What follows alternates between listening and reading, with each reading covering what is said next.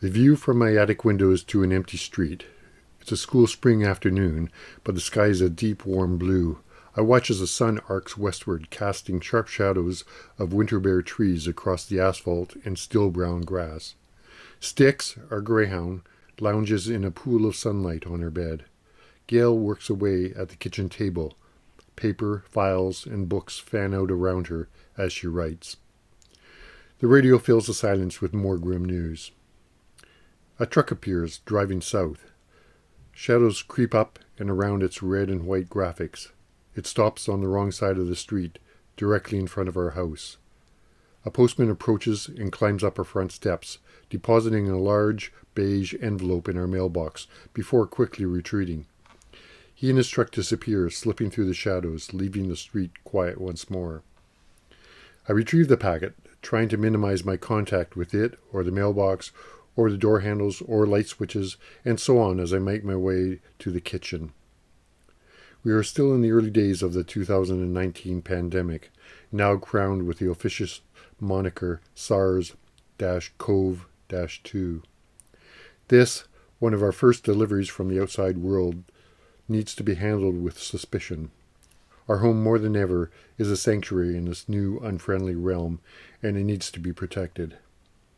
How do I handle this? I have no idea. The envelope goes directly into our kitchen sink. Scissors, pre-placed nearby, cut through the heavy craft paper and bubble wrap lining. I wash my hands with soap and water. 1001, 1002, 1003. The chant continues as I scrub, finally reaching 1020. One set of cleansed fingers holds the envelope, while the other set carefully pulls out a slim orange volume, placing it on the counter. Hands washed again. Scissors put in the dishwasher. Envelope taken directly to outdoor garbage. Hands washed one more time. The book. It sits there on the counter. Paper, yes, but the dust jacket is hard-surfaced and glossy. I weigh my options. I could wait a few days. Painful.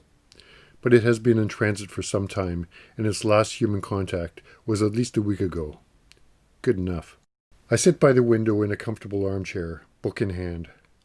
Not much more than a week ago, I sat in this very chair and imagined this very book, a book I had not held, much less thought about, for decades.